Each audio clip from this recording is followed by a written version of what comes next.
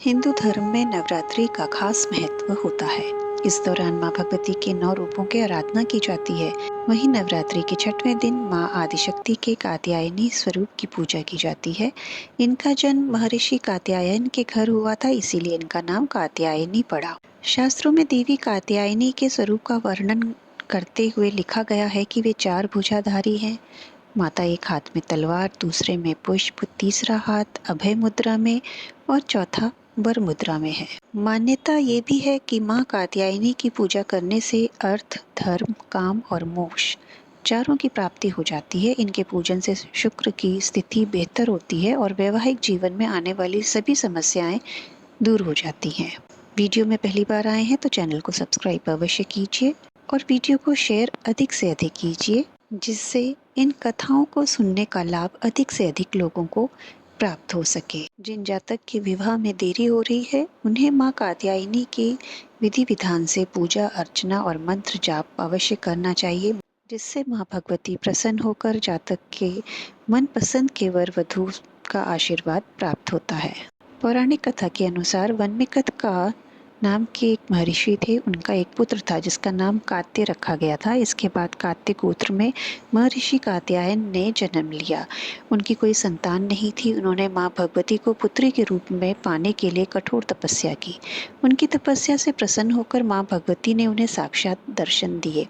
उसके बाद महर्षि कात्यायन ने माता से वरदान मांगा कि वह उनके घर पुत्री के रूप में जन्म ले। माँ भगवती ने भी उन्हें वचन दिया कि वह उनके घर पुत्री के रूप में जन्म अवश्य लेंगी। एक बार तीनों लोकों पर महिषासुर नाम के एक दैत्य ने अत्याचार करना शुरू कर दिया। उसके अत्याचारों से तंग आकर सभी देवताओं ने ब्रह्मा, विष्णु और शिव जी से सहायता मांगी। तब त्रिदेव के तेज से माता ने महर्षि कात्यायन के घर जन्म लिया, इसलिए माता के इस स्वरूप को कात्यायनी के नाम से जाना जाता है।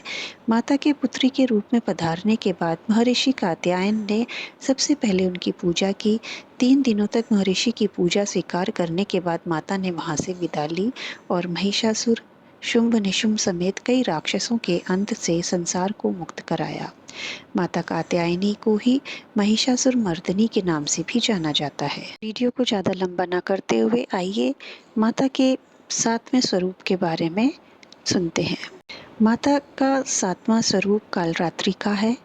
नवरात्रि के 7वें दिन देवी कालरात्रि की पूजा की जाती है। उनकी आराधना से सभी बुरी शक्तियां दूर होती हैं। साथ ही व्यक्ति को सभी पापों से मुक्ति भी मिलती है और शत्रुओं का भी नाश हो जाता है। माता का रंग काला होने के कारण इन्हें कालरात्रि कहा गया है। वहीं अगर आप माँ कालरात्रि की पूजा कर रहे हैं तो यह व्रत कथा का पाठ करना जरूरी है, वरना पूजा अधूरी मानी जाती है। देवी भागवत पुराण के अनुसार कालरात्रि को काली का ही रूप माना जाता है। काली माँ इस कलयुग में प्रत्यक्ष फल देने वाली हैं। काली, भैरव तथा हनुमान जी ही ऐसे देवी व देवता हैं जो शीघ्र ही जागृत होकर भक्त को मनोवांछित फल देते हैं। काली के नाम व रूप अनेक हैं, किंतु लोगों की सुविधा व जानकारी के लिए इन्हें भद्रकाली, दक्षिण काली, मातृकाली व महाकाली भी कहा जाता है। दुर्गा सप्तशती में महिषासुर के वध के समय माँ भद्रकाली की कथा का वर्णन मिलता है कि युद्ध के समय महाभयानक दैत्य समूह देवी को रणभूमि में आते देखकर उनके ऊपर ऐसे बाणों की वर्षा करने लगे जैसे बादल मेरुगिरी के शिखर पर पानी की धार की वर्षा हो रही हो। तब देवी ने अपने बाणों से उस बाण समूह को अनायास ही काटकर उसके घोड़े और सारथियों को भी मार डाला। साथ ही उसके धनुष तथा अत्यंत ऊंची ध्वजा को भी तत्काल काट गिराया।